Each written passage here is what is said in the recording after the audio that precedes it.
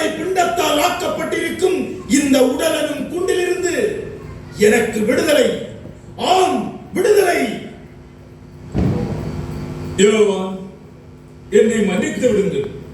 இது மன்னனின் நாடு. என் தலை போகும் முன் ஒன்றை மட்டும் மீண்டும் சொல்கிறேன். கோடாரி தயாராகிவிட்டது. இவ்வுலகில் கனிவிடாத மரங்கள் எல்லாம் வெட்டப்பட்டு நெருப்பிலே போடப்படும்.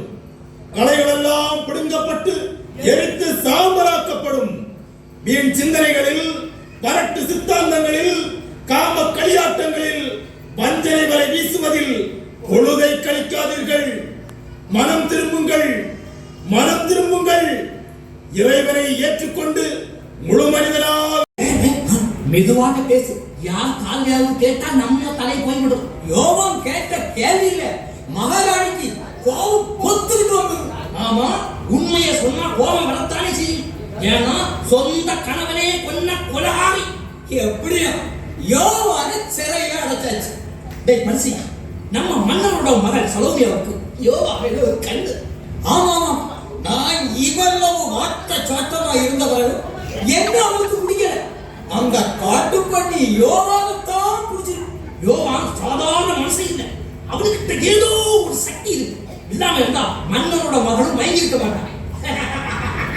டேய் பரிசையா, இதுல இருந்து உனக்கு என்ன புரிகிறது? அன்புக்கு அளவில்லைன்னு புரியுது. டேய் அது இல்ல, எங்கேயும் எப்பவும் ஆண்களும் பெரியவன் தெரியுது. மண்ணில் புதையும் மனிதா, உனக்கு கொண்டாட்டம் ஒரு கேடா?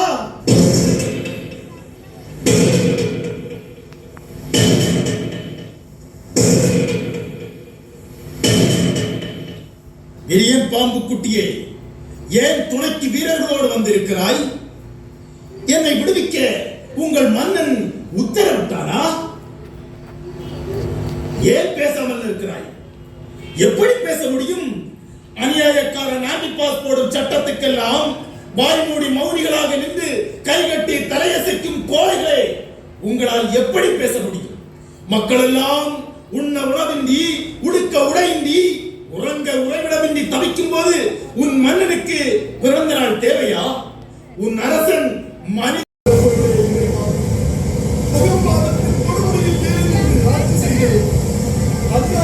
அரசனாலே புனிதரின் தலையை வந்து ஆணையிட்டு தவறு செய்துவிட்டு என்னை மன்னித்து விடு, என்னை மன்னித்து விடு, என்னை மன்னித்து விடு, மன்னித்து விடு.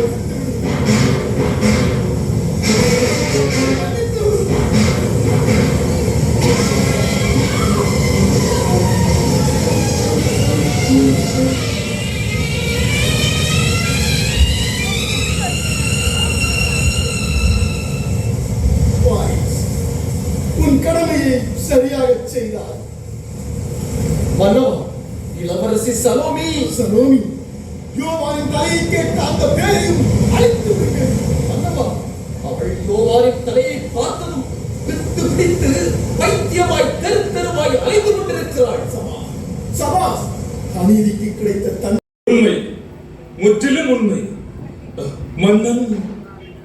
மன்னன் ஏன் நிறுத்தி விட்டாய்? விரியன் பாம்பு குட்டியே, சொல்ல வந்ததை சொல். மன்னன் தங்கள் தலையை வெட்டும்படி உத்தரவிட்டார்.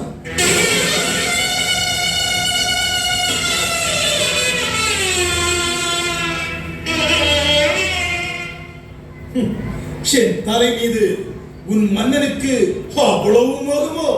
இல்லை இல்லை, அந்த இளவரசி சலோமிக்கு தான் மோகம். இளவரசி பைத்தியக்காரி, உடல் இச்சையால் அறிவு தடுமாறிய சூனியக்காரி, பருவ தாகத்தால் அறிவிழந்த மயக்கும் மணிக்காரி. அவள் மோகத்துக்கு விலை என் தலை. நரம்பெனும் சிற்றறைகள் வாழுங்கள். ஏன் தயங்குகிறீர்கள்? வந்த வேலை நிறைவேறட்டும்.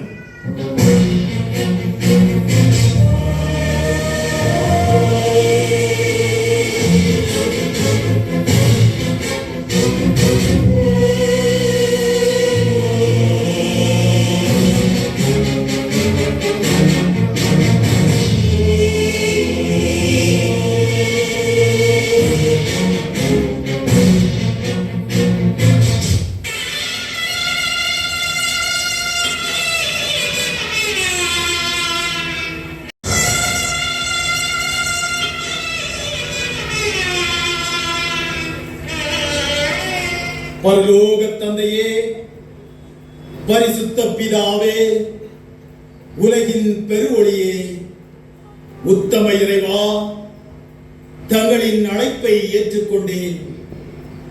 தங்கள் தூய பாதத்தினை முத்தமிட எனக்கு அருள் தாரும் தேவா, அருள் தாரும்.